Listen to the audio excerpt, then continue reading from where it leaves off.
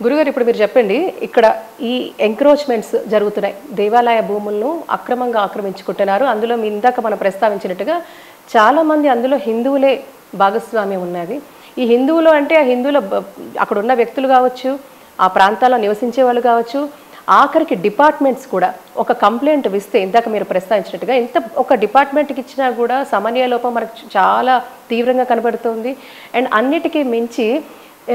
వాళ్ళు సైలెంట్గా ఉండి ఇంకేమైనా లొసుగులు ఉంటే చట్టపరంగా ఏమైనా లొసుగులు ఉంటే పక్కవాడికి అప్పచెప్పే ప్రయత్నం కూడా చేస్తున్న కొంతమంది అధికారులు ఉన్నారు వీళ్ళకి తోడు స్థానికంగా ఉండేవాళ్ళు రెంట్లు కూడా పక్క అన్యమతస్థులకి రెంట్లకు కూడా ఇచ్చేసుకుంటూ వాళ్ళ చేత అన్యాక్రాంతం అయ్యే పరిస్థితులు మేము ఫీల్డ్ మీదకి వెళ్ళి కేవలం ఒక షో మాత్రమే చేయటంలా మేము ఫీల్డ్ మీదకి వెళ్ళి పనిచేసి గ్రౌండ్ రిపోర్ట్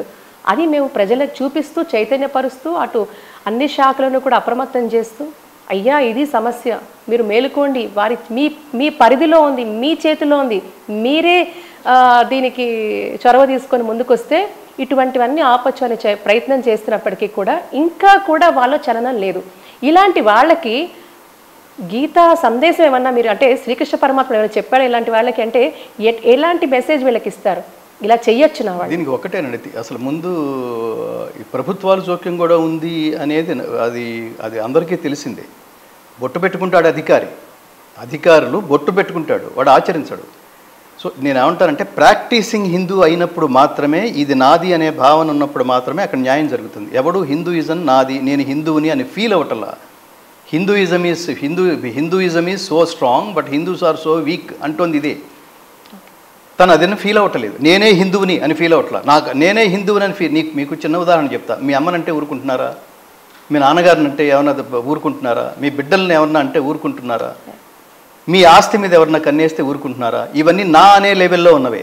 సో నా అనుకున్న ప్రతి దాని మీద ఎవడన్నా కన్ను వేస్తే మనం ఊరుకోవట్లా వెంటనే రెబల్ అవుతున్నాం మనం రియాక్ట్ అవుతున్నాం హిందూయిజం మాత్రం నా అని అనుకోవట్లా అది హిందువులు ఒక్కళ్ళే మిగతా మతాలన్నీ నా అని అనుకుంటే వాళ్ళు చాలా లెవెల్కి వెళ్తున్నారు దీన్ని మీరు చాలా గొప్ప మాట అన్నారు హత్వైతాం ఆతతాయిన గీతలో ఒక గొప్ప మాట హత్వైతాం ఆతతాయిన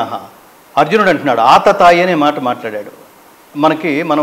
మన వ్యవహారికల్లో ఆకతాయి అంటాను చూడండి దాని అసలు రూపం దాని శబ్దం ఆతతాయి అంటే పరమ దుర్మార్గుడు అని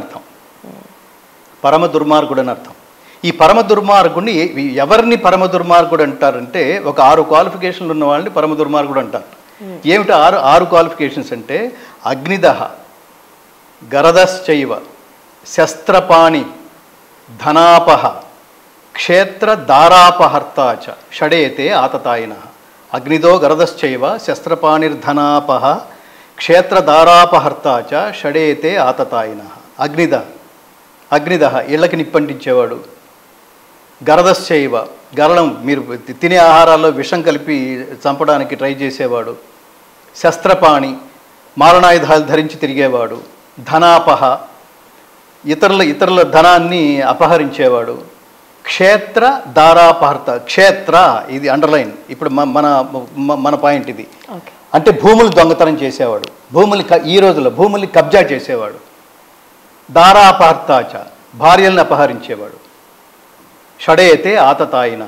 ఈ 6గురిని ఆతతాయి అని పిలవాలి సరే పిలిచి వాళ్ళకు కొటేషన్ ఇచ్చాం వాళ్ళకు ట్యాగ్ ఇచ్చాం వాళ్ళకు బిరుదు ఇచ్చాం ఆతతాయి అని ఇప్పుడు ఏం చేయాలి అని అడిగితే కృష్ణ పరమాత్మ అంటున్నాడు వాడిని డిస్కస్ చేయకుండా చంపేయండి అన్నాడు డిస్కస్ చేయకుండా చంపేయండి ఈ ఆతతాయిల్ని అని